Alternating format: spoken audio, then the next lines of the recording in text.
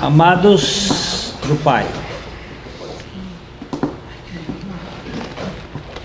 nós estamos diante de um processo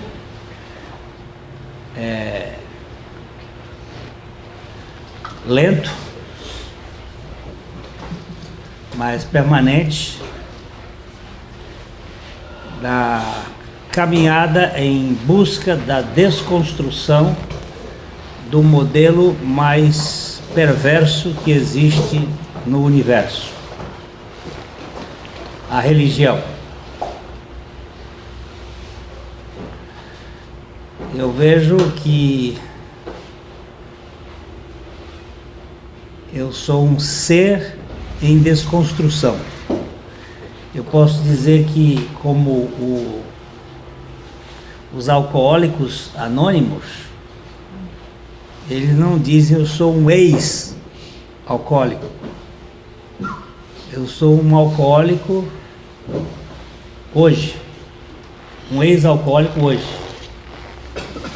Eu estou em processo de desconstrução da religião, porque de quando em quando eu me vejo querendo merecer a graça de Deus. Eu estou fazendo alguma coisa para tentar trocar com Deus, compensar Deus. A coisa mais difícil para mim é receber um presente e não tentar retribuir. O Senhor Jesus, quando foi definir graça, ele contou uma parábola e disse, fez uma sugestão. Ele disse assim: quando você for dar um banquete, e aí eu vou colocar o banquete assim mais requintado possível. Você compra uma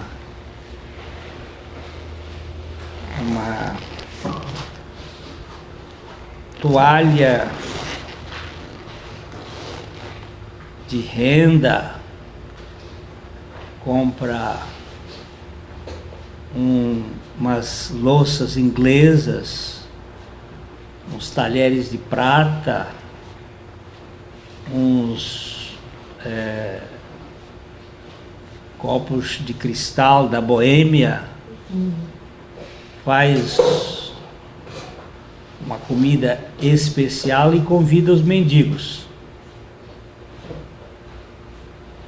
Essa floreada é por minha conta. Mas ele diz: você faz o melhor que você puder e convida mendigo. Aquele que não pode retribuir para você aquele jantar.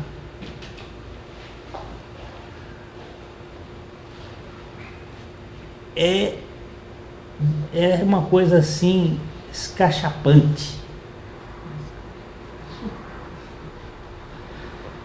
É um negócio de humilhar. Graça. É um assunto que nós não temos condições de compreender, porque nós vivemos numa sociedade, numa cultura formada pelo desempenho, pelo mérito, pelo resultado, e é difícil para nós entender que Deus não escolhe na base dos méritos. Então, na vez passada nós vimos aqui que Noé, versículo 8 do capítulo 6, Noé, que tem como significado descanso, foi achado pela graça de Deus. Nós vimos que essa tradução achou graça diante do Senhor, aos olhos do Senhor, a graça o achou. Ele foi encontrado pelo Senhor, já que ninguém busca a Deus, já que todos pecaram e destituídos estão da glória de Deus.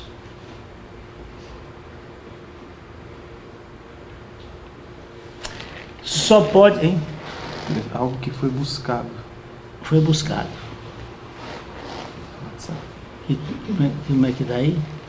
Noé achou, né? Achou. Matza. Algo que foi buscado. Algo que foi buscado. A ideia realmente é de alguém que foi achado, não alguém que tinha alguma qualidade.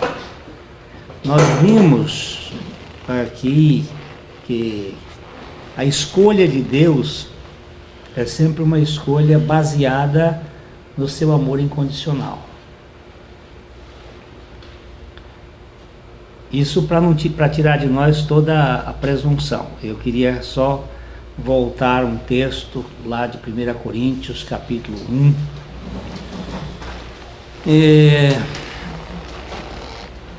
1 Coríntios, capítulo 1, nós podemos começar no verso 27.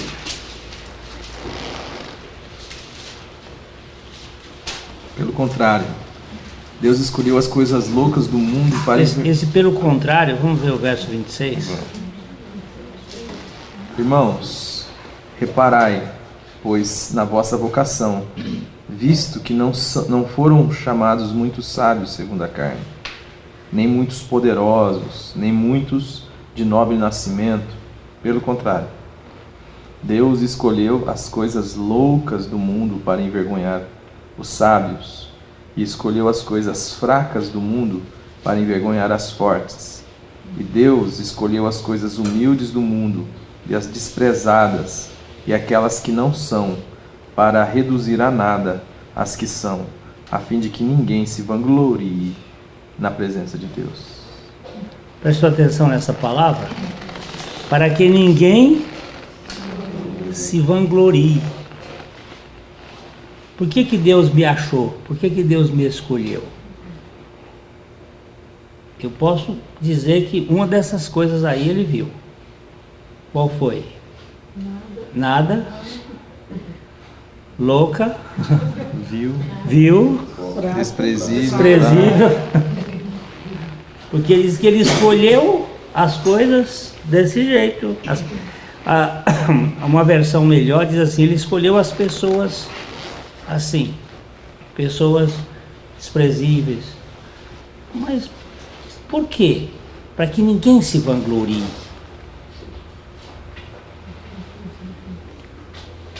Se eu tiver 1% de mérito, a graça não é 100%.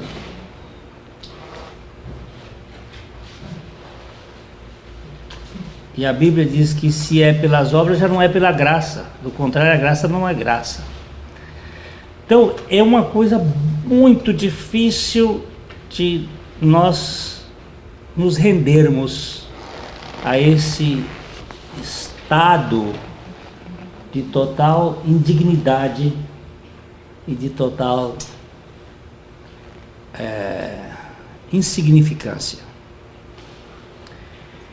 Creio que Noé não foi escolhido porque ele fosse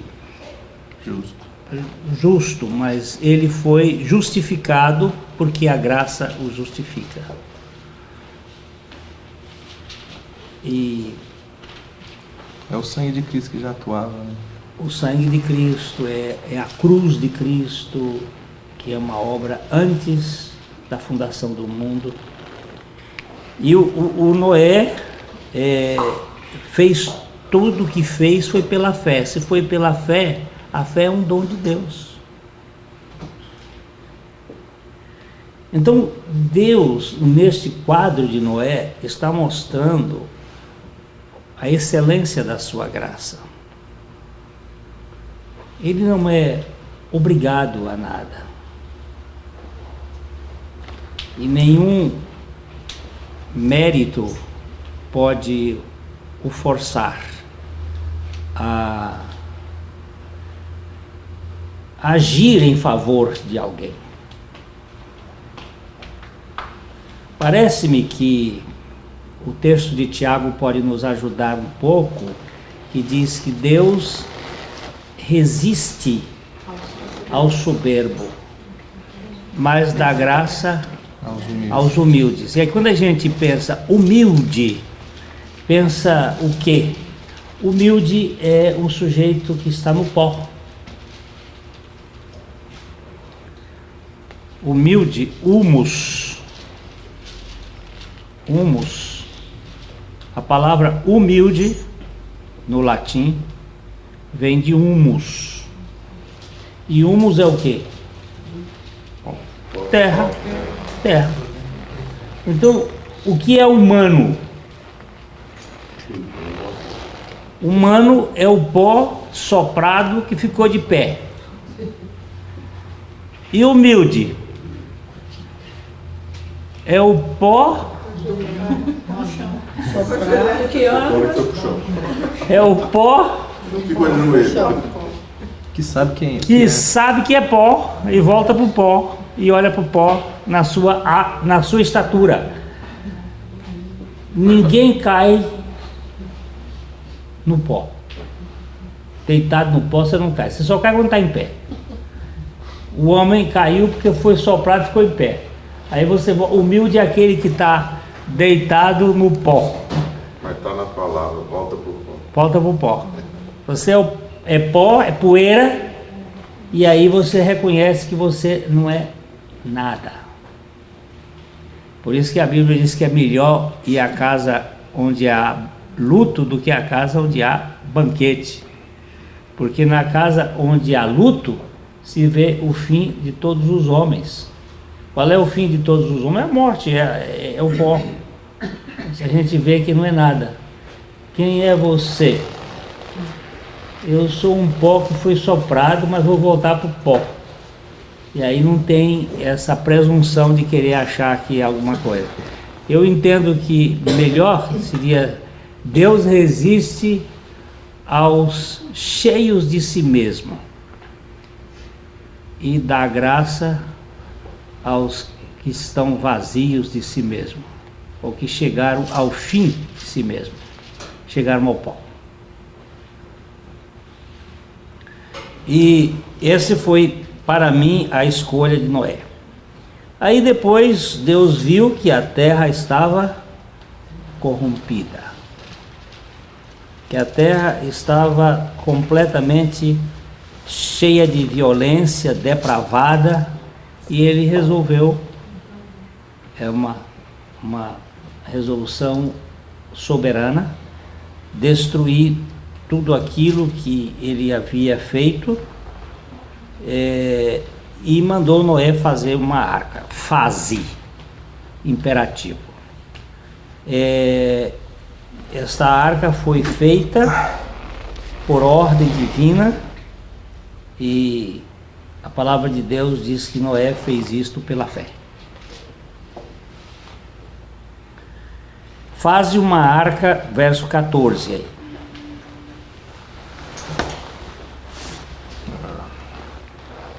Gênesis 6,14. Faze uma arca de tábuas de cipreste, nela farás compartimentos e a calafetarás com betume por dentro e por fora. Muito bem. Faze uma arca de tábuas de cipreste. Essa palavra, cipreste, eles não sabem que madeira de fato ela é. No original, gopher significa abrigo. Faze uma arca que abrigue, que proteja, que guarde. uma arca de madeira. E a palavra calafetarás é uma palavra que significa cobrir, fazer expiação.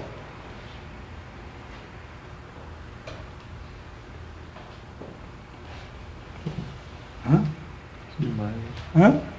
Você vê? Eu vou abrigar na minha salvação a família, essa família de Noé.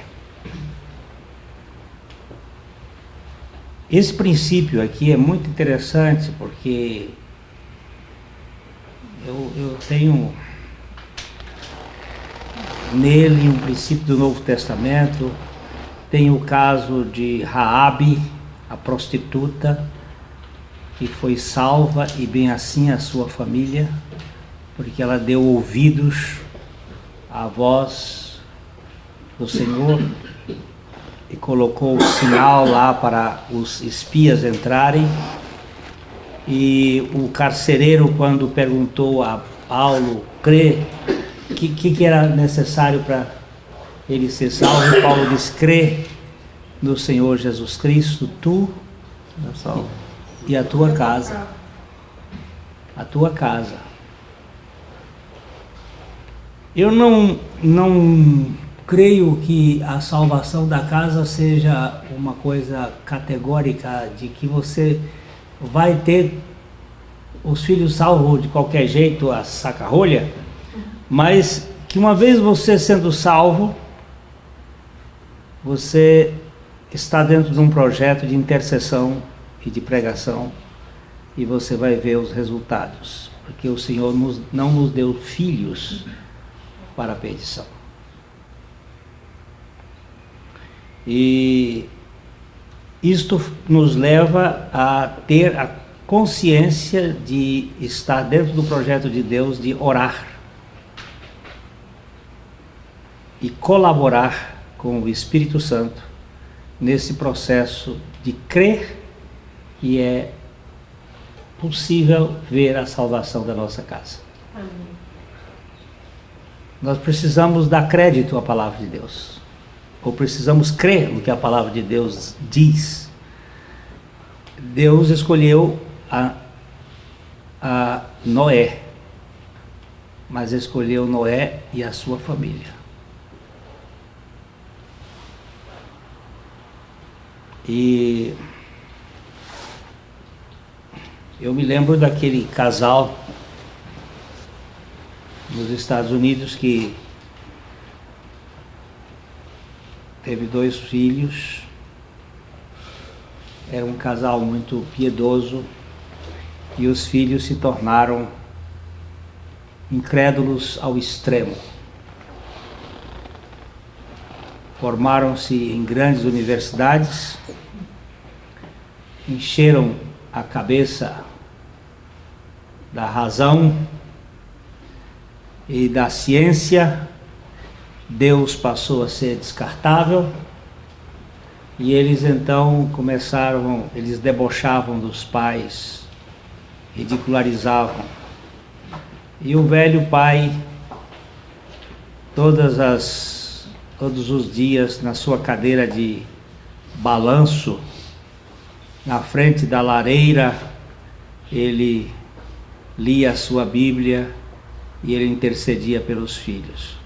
Quando os filhos iam lá e ele dizia alguma coisa sobre o Evangelho, eles debochavam dele, ridicularizavam e diziam: você está muito ultrapassado, pai. Hoje o mundo é da ciência, as coisas são diferentes. E faziam ridículo. Passado um tempo, a mãe morreu, eles continuavam lá indo à casa, e o pai morre, e eles resolveram um dia, para pegar as coisas, alguma coisa que servia, e dar para os outros, e tirar o resto e vender a casa e pegar a herança, coisas Chegaram na casa os dois doutores, e um virou-se e disse assim: essa cadeira aqui é onde papai vivia orando por nós. Idiotice. Ele orava para que a gente fosse salvo. E ele vai e senta na cadeira, e num tom de ironia e de ridículo, ele foi fazer a atitude do velho ali, orando por eles. De repente ele simplesmente foi tomado por algo sobrenatural e ele começa a chorar. Meu Deus, o que está acontecendo comigo? O que está acontecendo comigo? E o outro ficou assustado. O que foi? Ele disse algo extraordinário. E aí já começa. E ele levantou-se, o outro ficou assim, foi e sentou na mesma cadeira. E o mesmo Espírito da graça, quantas orações foram feitas ali naquela cadeira. E a Bíblia diz que as nossas orações estão na taça, lá diante do Cordeiro, com harpas e taças, umas taças que contêm as orações dos santos, e Deus não é surdo. E a oração em favor da salvação das pessoas é uma oração muito interessante. A Bíblia diz que se pedirmos alguma coisa segundo a sua vontade, Ele nos ouve. E se sabemos que Ele nos ouve quanto ao que lhe pedimos, sabemos que obtemos aquilo que lhe pedimos. Eu creio, queridos, que esta proteção, esta expiação aqui, essa reconciliação, esse cuidado do calafetarás, era para não entrar água de fora e nem sair qualquer coisa de dentro, a umidade e o ambiente, porque a salvação de Deus é toda ela em Cristo Jesus e somos protegidos nele. Amém. Ninguém tasca, amém. Ninguém bota a mão naquele que está em Cristo Jesus. Amém.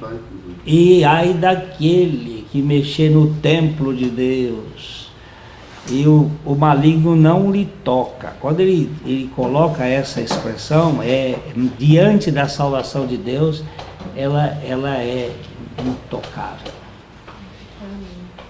E não há possibilidade de desfazer aquilo que Deus faz. E eu creio que esta arca aqui é um tipo de Jesus.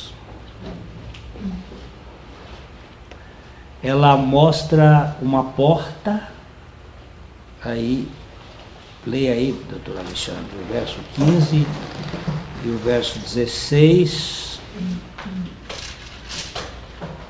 Deste modo a farás, de 300 côvados será o comprimento, de 50 a largura e a altura de 30.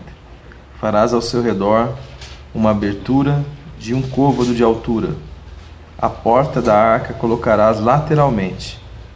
Farás pavimentos na arca, um embaixo, segundo o terceiro. Um segundo e um terceiro. Eu queria que você observasse aqui que a arca, ela tem 300 côvados de comprimento. Um côvado é mais ou menos 46 centímetros. Arredondando aí, ela tinha quase 150 metros de comprimento. E ela tem 50 de largura, 25 metros. E ela tem 30 de altura. E ela tem, farás ao seu redor uma abertura de 1 côvado de altura, ao redor na parte de cima. É uma janela. que não olha para baixo, porque para baixo estava o julgamento, para cima estava a esperança. A janela era para cima, a porta era lateral. E a porta lateral farás pavimento na arca. 1, 2, 3. O que você lembra desse pavimento aqui? A Trindade. Deus estava em Cristo reconciliando consigo o mundo. Jesus Cristo não era solitário, não. Apesar dele estar incorporado na humanidade, a Trindade estava envolvida na salvação do homem. E esta porta, sem dúvida, é Ele, porque Ele mesmo diz: eu sou a porta, não é? Eu sou a porta. Se alguém entrar por mim, entrará e sairá e achará pastagem. Eu acho muito interessante esse negócio. Entrará e sairá. Para onde está apontando?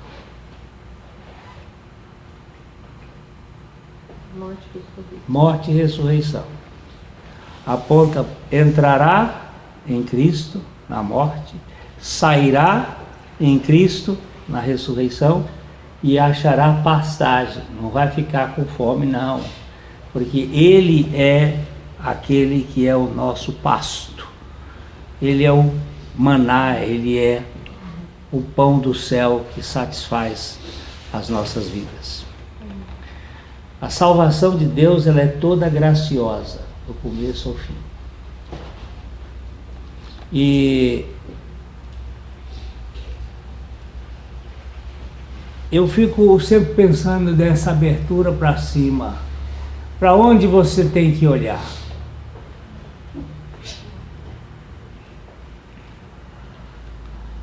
Ele disse: olhai para mim e sede salvos, vós todos os termos da terra, porque eu sou Deus e não há outro.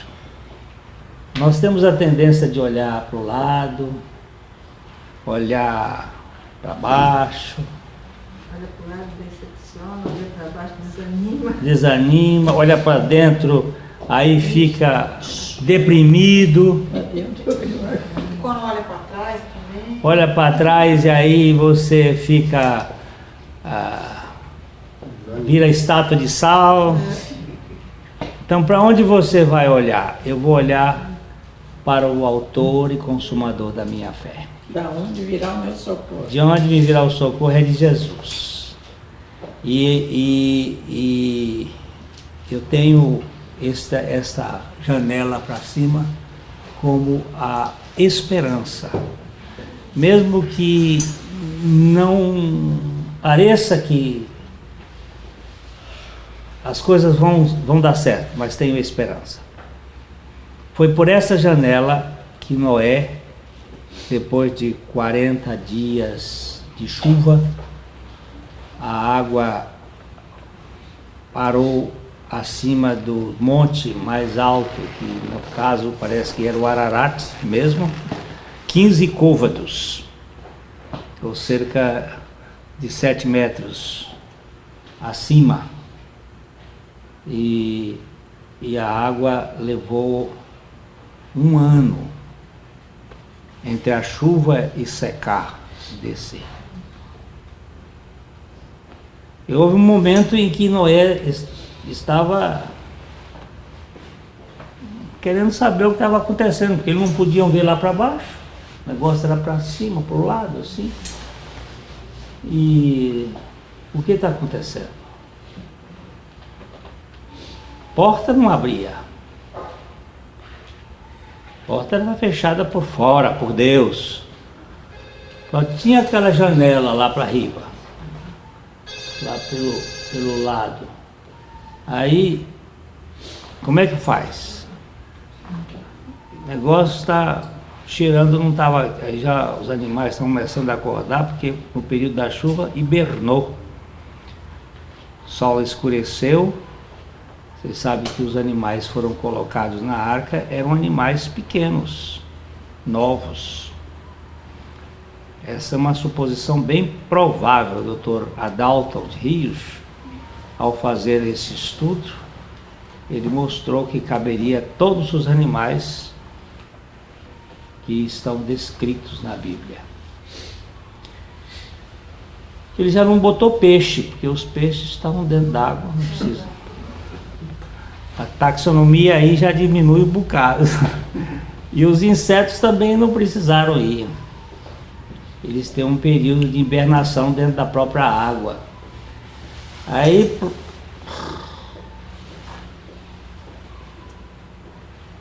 que está acontecendo lá fora? Aí ele solta um corvo. E a natureza, nesse período, Deus já tinha mudado o sistema e o corvo já passou a ter apetite por carniça. Ele saiu da arca e não voltou. Não. O corvo saiu e ficou lá fora. Tinha o que comer. O urubu come carniça. O que tinha de carniça boiando. E você vai descobrir essa questão de apetite pela natureza. Quem gosta de... Posso falar? Quem gosta de cocô é porco. Quem gosta de carniça é urubu. Pomba gosta mesmo é de folha. E o que tinha naquele período era só carniça. Veja bem o seu cardápio. O que é que você gosta de assistir, de ver, de ler? Vai dizer a sua natureza. Aí, depois de um tempo, o corvo não voltava. O que ele fez? Soltou a pomba. Soltou a pomba. A pomba é um símbolo do Espírito Santo. E a pomba não senta em cadáver. Ela não senta em carniça. Ela foi e não tinha onde pousar e voltou. 7 dias depois, isso tudo é 7. Ele solta a pomba de novo. Ela foi, pegou um galinho de folha de figueira que estava brotando. Oliveira. Oliveira? Hein? Oliveira.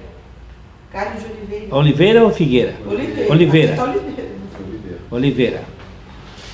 E aí ela trouxe e Noé disse assim: a vida está tendo ressurreição. Está havendo ressurreição. O que morreu ressuscitou. Aí 7 dias depois ele solta e ela não volta mais. E aqui nós temos o ministério do Espírito Santo. O ministério do Espírito Santo, ele antes de Abraão, ele não pousou em ninguém. Nós não temos relato de que o Espírito tivesse convencido qualquer pessoa. Abraão é a folha da figueira, da oliveira. É o primeiro ramo do povo de Deus. E o Espírito de Deus pousava em pessoas aqui e ali. Mas o ministério dele não era um ministério permanente. No dia de Pentecostes, ele desceu e pousou sobre os salvos para sempre. E ficou. Não volta. Então, a salvação de Deus, ela tem a garantia do Espírito Santo. Uma pessoa salva, ela tem um selo. E este selo é: o Espírito foi dado e nunca mais será tomado. Amém. Ele pode até se entristecer com a nova criatura nas suas lutas. Ele pode até ficar sem voz. Não extingais o Espírito Santo, mas ele não pode ser expulso, porque ele veio para habitar em nós, em nome de Jesus, e ele fica para sempre convosco. Amém. Isto é muito seguro, isso dá muito sentido quando nós cremos num evangelho que não está na base do homem, mas sim na garantia de Deus. Deus afiança a sua salvação. Alguém diz assim: mas Noé teve que fazer a arca. Sim, ele teve que fazer a arca, mas toda a arca foi uma ordenação divina e foi orientação divina. Mesmo porque a Bíblia não fala os detalhes dessa orientação, mas nunca se tinha feito um barco. E nem tinha chovido, né? E nem tinha chovido. E interessante é que Deus sempre deixa alguns, como diz o Dr. Don Richardson, Deus deixa umas bússolas apontando para Cristo em todas as culturas. E na cultura chinesa, a palavra dilúvio é um barco com 8 pessoas dentro.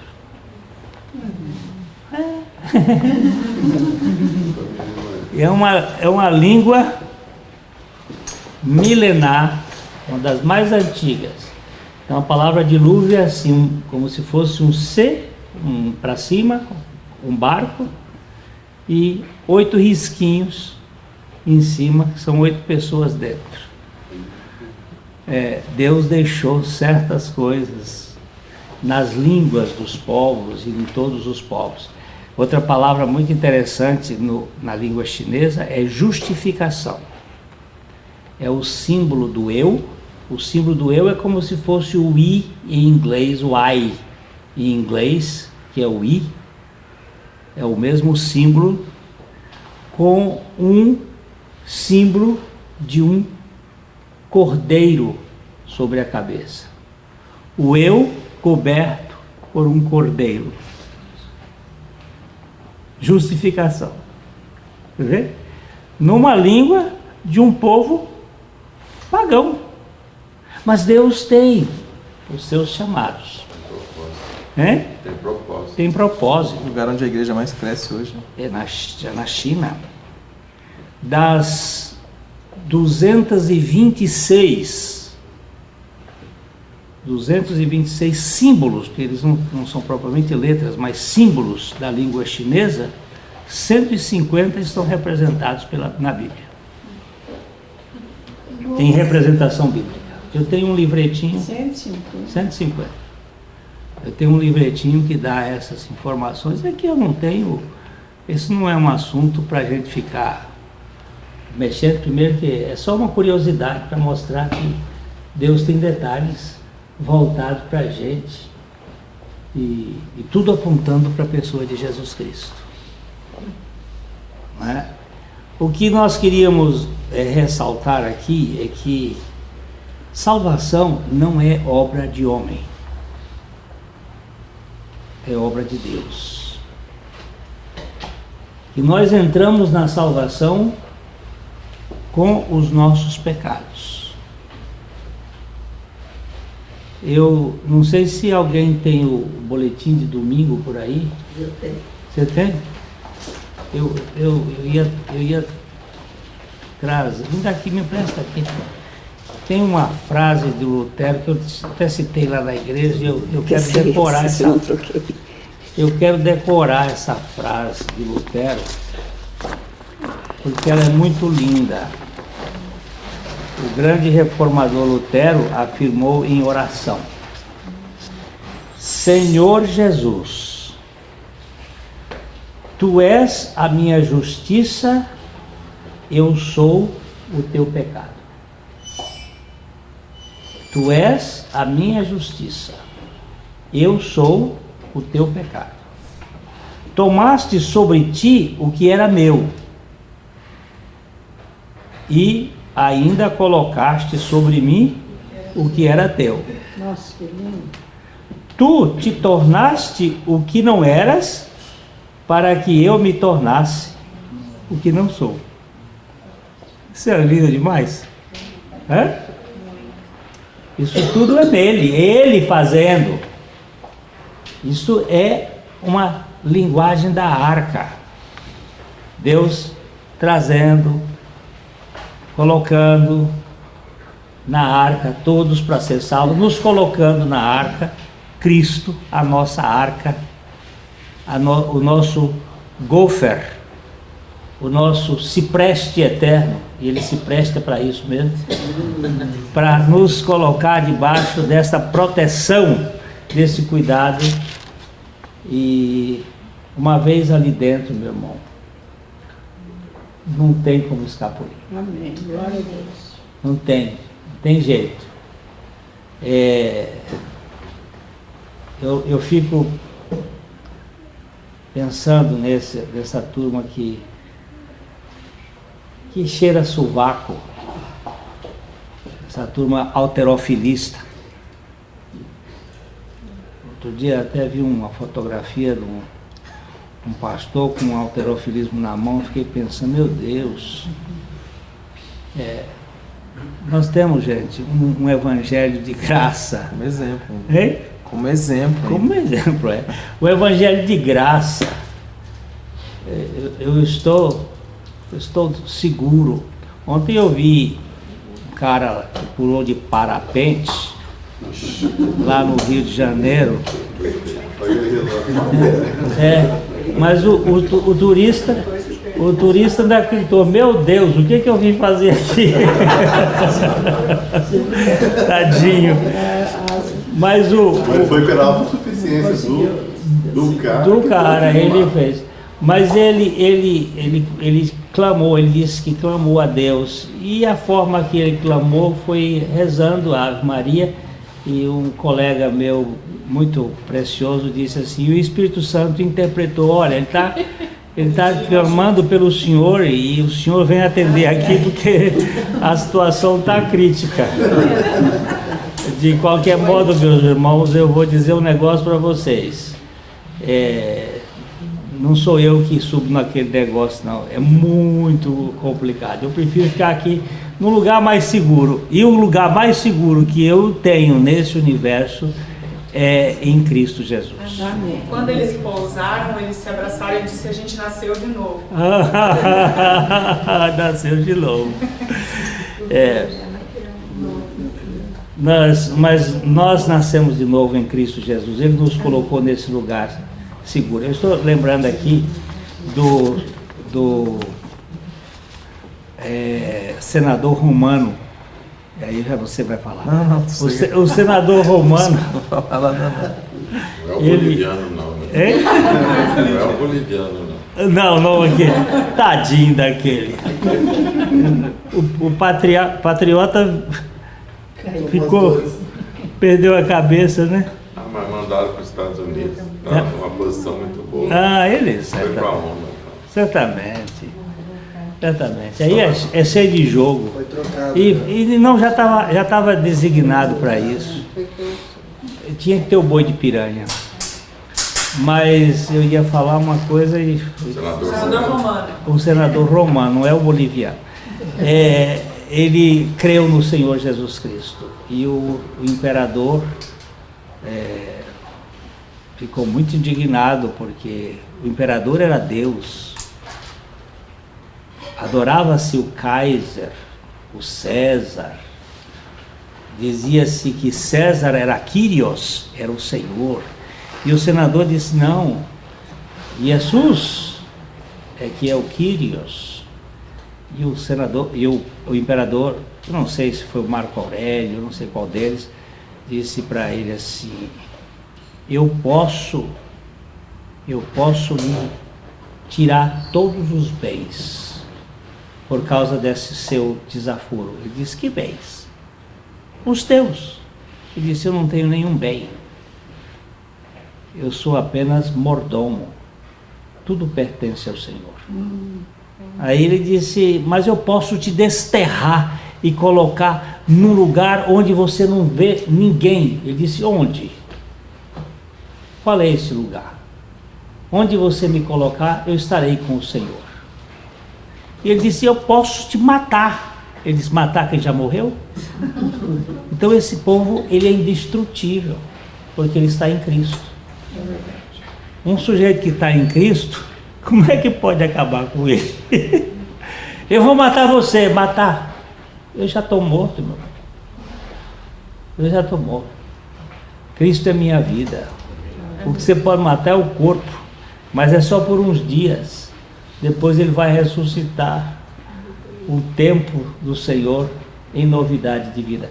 Então, queridos, salvação é uma coisa linda, é graça por graça, não por mérito. Não quero falar não, fala. Termina aí.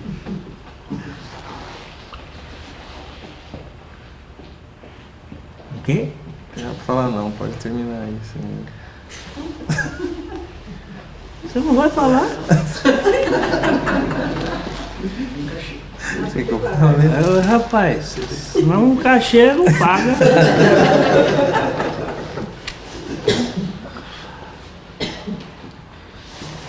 Tanta simbologia que carrega esse texto, né? Eu estava vendo aqui quando o Guilherme estava falando algumas palavras, e a gente falou muito disso, né? Dos significados que estão por trás dos textos, o próprio betume, o cipreste, né? A figura que é de Jesus. E dentro desse pensamento que a gente tem tentado falar aqui, que é esse contraste entre o viés religioso e aquilo que Deus faz em Cristo Jesus. Quando o Senhor pede para fazer a arca, Ele avisa: eu estou para derramar, no 17, águas em dilúvio sobre a terra, para consumir toda a carne, em que há fôlego de vida debaixo dos céus. Tudo o que há na terra perecerá. Contigo, porém, estabelecerei a minha aliança. Entrarás na arca, tu e teus filhos, tua mulher e as mulheres de teus filhos.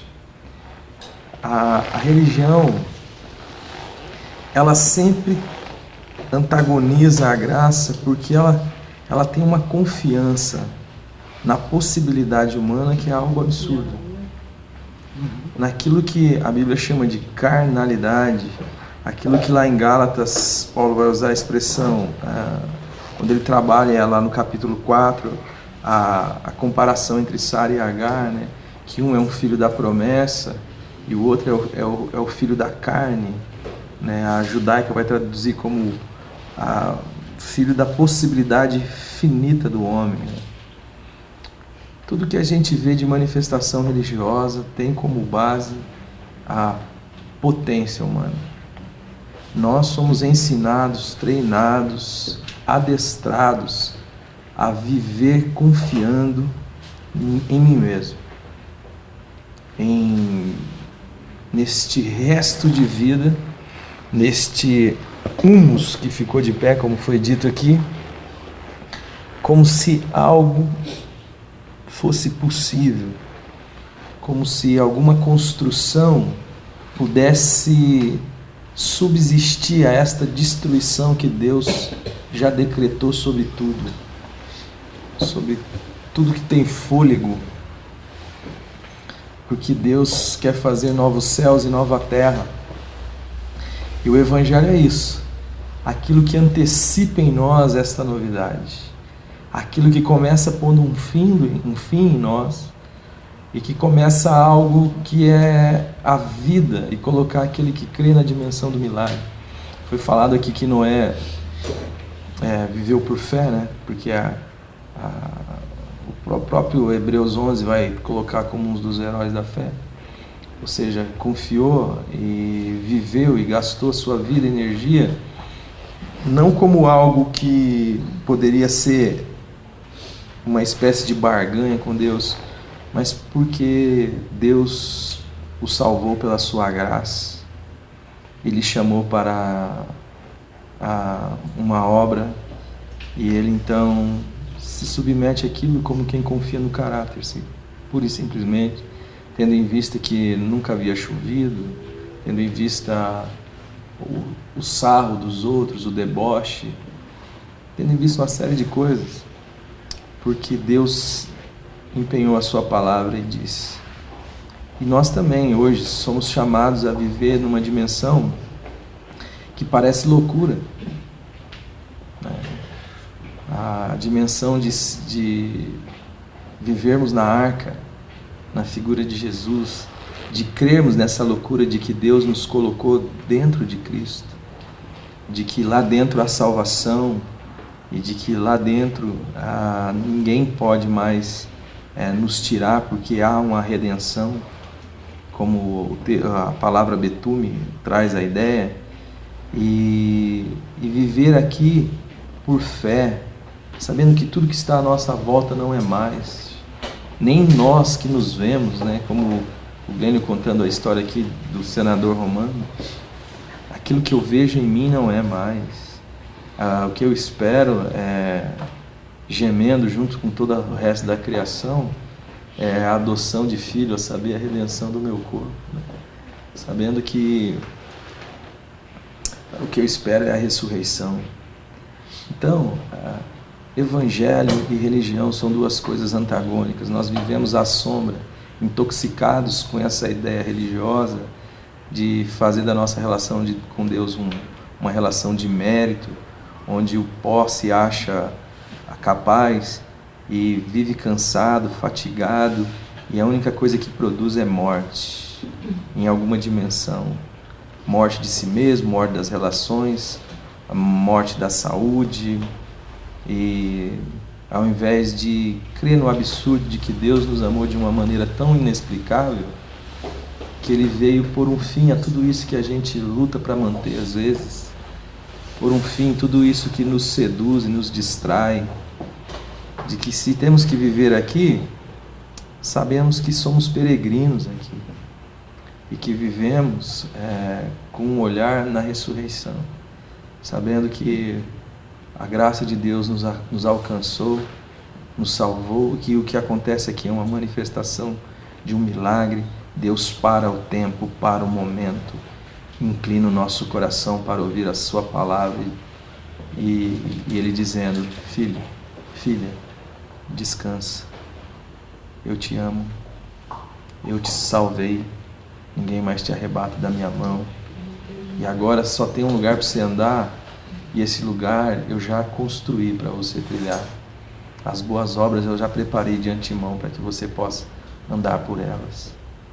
Desfrute aqui e agora, no meio de algo que não existe mais, o reino de Deus, a comunhão com o teu Pai, a alegria daqueles que sabem que não tem mais nada a perder, porque já tem tudo, e esse tudo ninguém mais toma, ninguém mais toma. Se estamos dentro da arca, que é Cristo, mesmo que a tempestade lá fora seja tão forte, nada pode nos abalar. Por isso que fala, é melhor no barco do que em qualquer lugar. Né? Qualquer lugar. onde nós estamos numa posição que é impossível nos perdermos.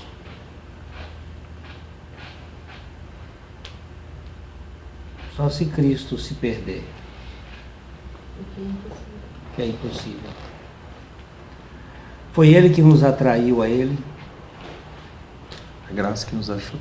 Foi a graça que nos... Eu estava conversando hoje com um pastor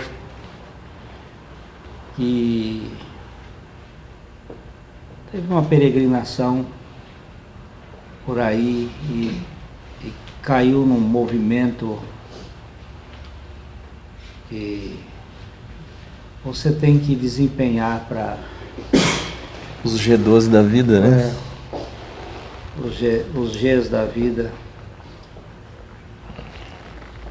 E o pobrezinho estava muito cansado, ele e a esposa, muito decepcionados. Eu disse para ele, graças a Deus por essa sua peregrinação, para se desiludir com esses sistemas que colocam tanto peso, tanto esforço. E eu estava conversando com eles e a esposa chorou muito, porque ela se viu dentro daquele sistema sufocante que trouxe feridas na sua alma. E depois que nós conversamos um pedaço, eu li um texto para eles que eu queria ler para vocês, que é um trecho do Brennan Manning, que ele conta assim: a escritura está cheia de maltrapilhos. Há a quem não dê a devida atenção, sem dúvida pela razão óbvia de que, à primeira vista, ele não parece ser um maltrapilho.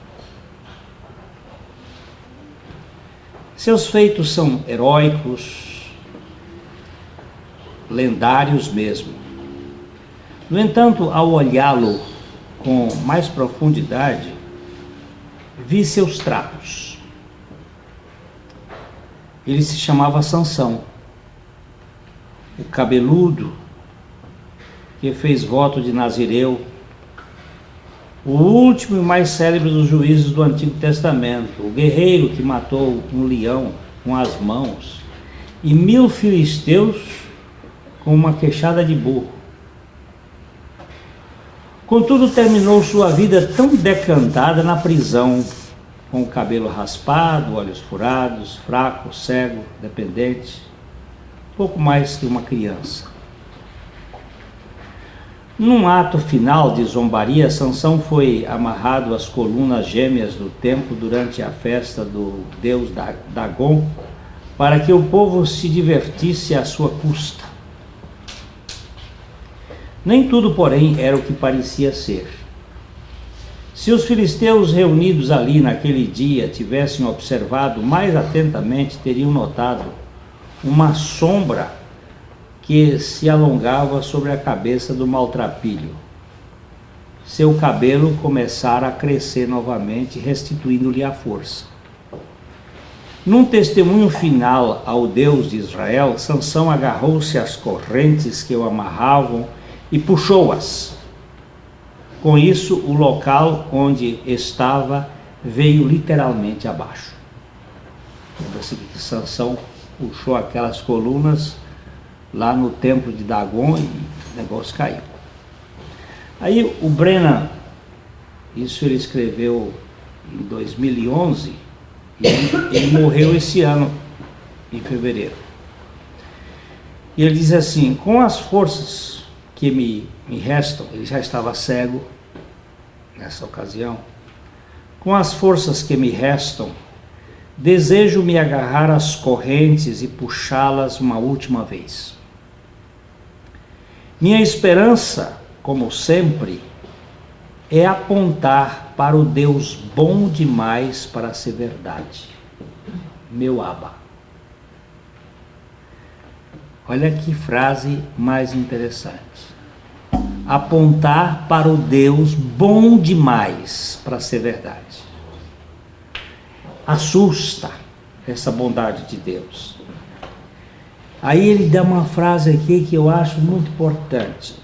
Não tenho a ilusão de trazer heroicamente abaixo a casa do medo que aprisiona tanta gente. Não tenho ilusão de derrubar essa casa do medo. As pessoas estão tão aprisionadas ao medo. Medo, se você não fizer isto, Deus vai te condenar. Aí, meu desejo é testemunhar cada vez mais. Minha mensagem inalterada ao longo de mais de 50 anos é a seguinte: Deus ama incondicionalmente, o ama incondicionalmente do jeito que você é, e não como deveria ser, porque ninguém é como deveria ser. É a mensagem da graça, o presente que abalou a minha vida e que meu coração experimentou em fevereiro de 1956. É o presente que sustenta a minha vida, pela qual permaneço subjugado ainda hoje, em fevereiro de 2011. Alguns rotulam... Está acabando o tempo? Acabou. Pode ir. Né? Alguns rotulam minha mensagem como graça barata. Na minha juventude, eu via essa acusação como um desafio. Mas agora sou um velho e simplesmente não me importo. Meu amigo Mike Iaconelli usava a expressão graça injusta, que me parece boa, mas descobri outra que gostaria de compartilhar aqui. Acho que o Mike teria aprovado. Sei que eu aprovo. Encontrei nos escritos de Roberto Ferrar Capon, um sacerdote episcopal, graça vulgar. Aí ele cita o Capon e diz assim: em Jesus, Deus pendurou um aviso com os dizeres: fui pescar na loja da religião. Legal. Não é? Fui pescar na loja da religião. Vou tirar esse povo que está preso aí. Graças a Deus. Ele fez tudo o que tinha de fazer em Jesus, de uma vez por todas, e em favor de todos, e simplesmente nos convida a crer nisso, a confiar na bizarra e improvável proposição de que nele, todo ser humano sobre a face da terra é um ser livre, sem que para isso tenha que fazer algum tipo de esforço religioso. Não é preciso jejuar até sentir fraqueza nos joelhos, nem orar do jeito certo ou qualquer outra coisa que seja do jeito certo. Ninguém precisa também plantar bananeira, enfiar o polegar direito no ouvido esquerdo enquanto recita o credo correto. Não, nada. O espetáculo já foi devidamente estruturado no ministério de Cristo, embora ninguém perceba melhora nenhuma. Sim, é uma coisa maluca. E sim, é bárbaro, ultrajante e vulgar. Um Deus que age desta maneira é um Deus de péssimo gosto. O pior de tudo, não vale nada, mas é boa nova. A única boa nova que dura de fato. Por isso, eu a considero extremamente cativante. Aí ele diz assim: minha vida é um testemunho dessa graça vulgar, uma graça que espanta e que ofende, uma graça que recompensa o trabalhador aplicado, que se dedica o dia todo às suas tarefas, com o mesmo salário pago ao bêbado sorridente, que aparece para trabalhar às 10 e vai embora às 5. Uma graça que levanta a barra das vestes e corre precipitado em direção ao pródigo pecador mal cheiroso e o envolve nela, decidido a dar uma festa de qualquer jeito. Uma graça que ergue os olhos injetados de sangue e acolhe o pedido de um ladrão moribundo: por favor, lembre-se de mim.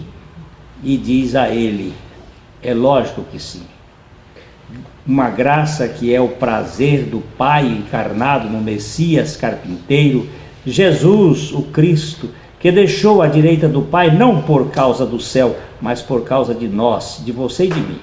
Essa graça vulgar é compaixão indiscriminada. Ela opera sem pedir nada de nós.